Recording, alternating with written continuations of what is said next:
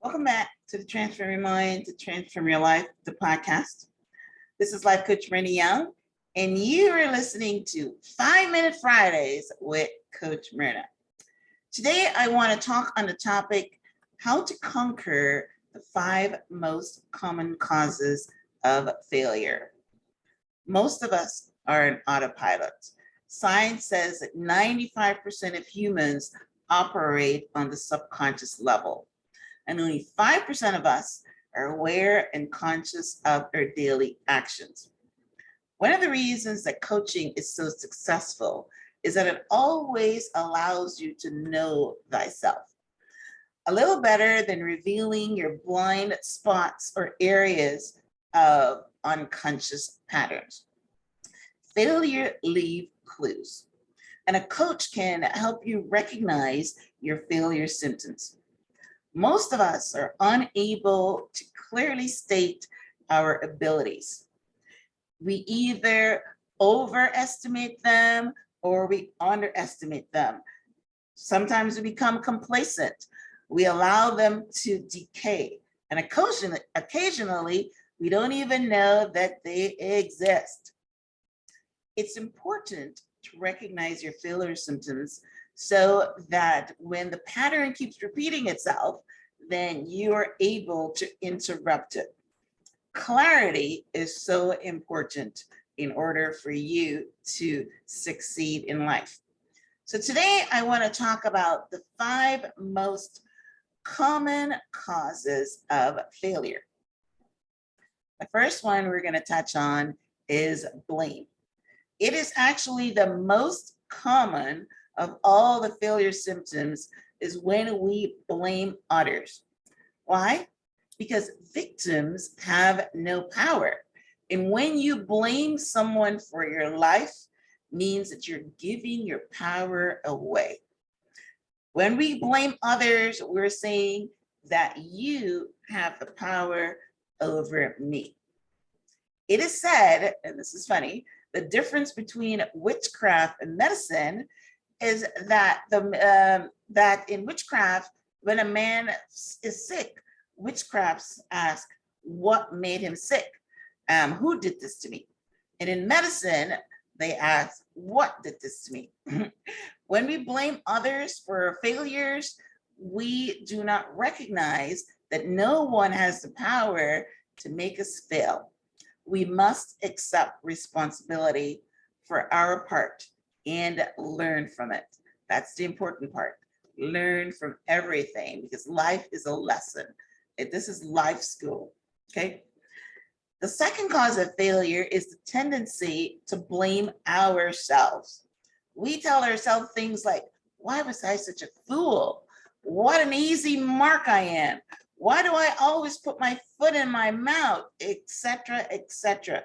For example, your marriage fails and you blame yourself for choosing the man in the first place. You blame yourself for not recognizing the red flags.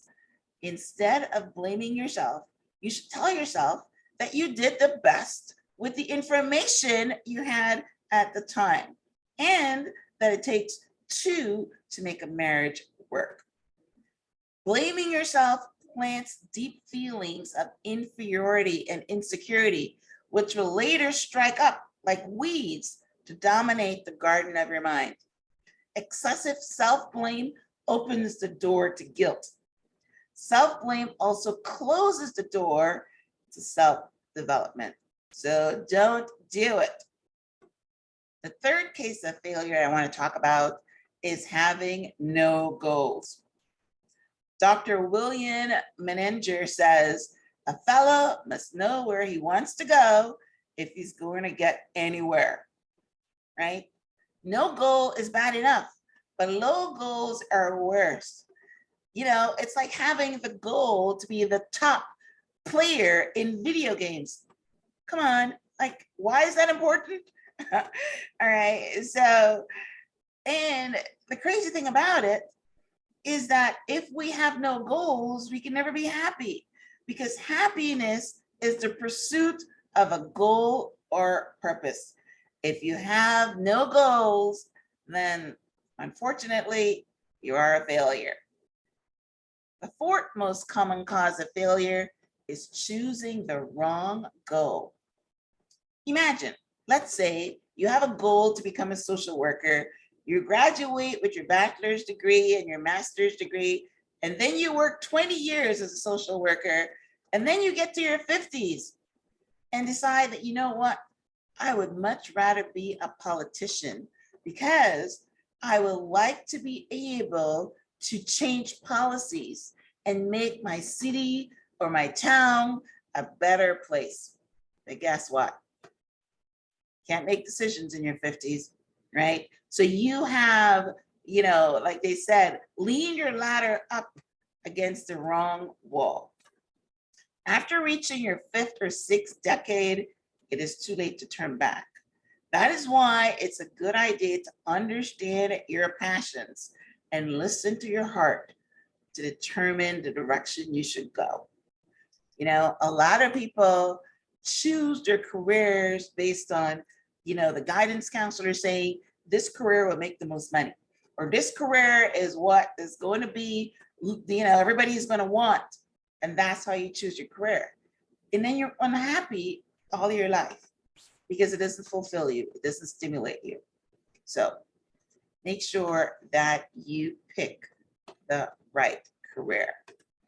Because if you end up unhappy in your third act, then, you will be considered a failure because you're not doing what makes you happy. All right. Now, the fifth failure symptom I want to leave with you today is taking the shortcut.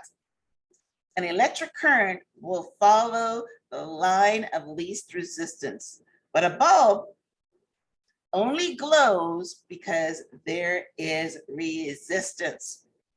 Many of us choose the shortest, easiest, quickest way to success, only to discover that success was illusory. The bulb did not glow. No conquest can be achieved without hard work. No conquest can give true pleasure if it has not required hard work. My grandmother would always tell me, there is no shortcuts in life. Whenever you take the path of least resistance, you usually find yourself at the wrong destination and have to start all over again. No shortcuts. Okay.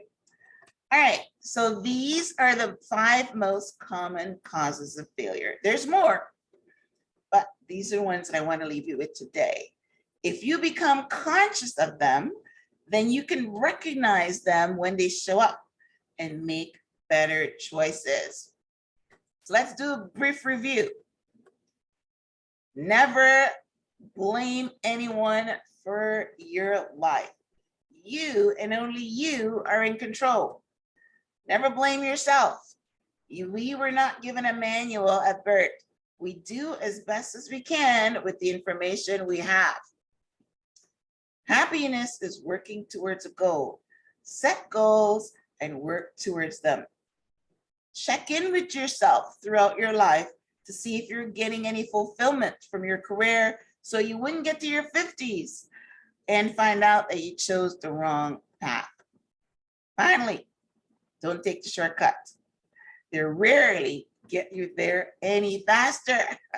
It usually means you gotta go back to the start and do it all over again. All right, well, this has been an episode of 5 Minute Fridays with Coach Myrna. Thank you for tuning in. Thank you for supporting the show. And I will meet you back right here next week for another episode of 5 Minute Fridays with Coach Myrna. Until then, namaste.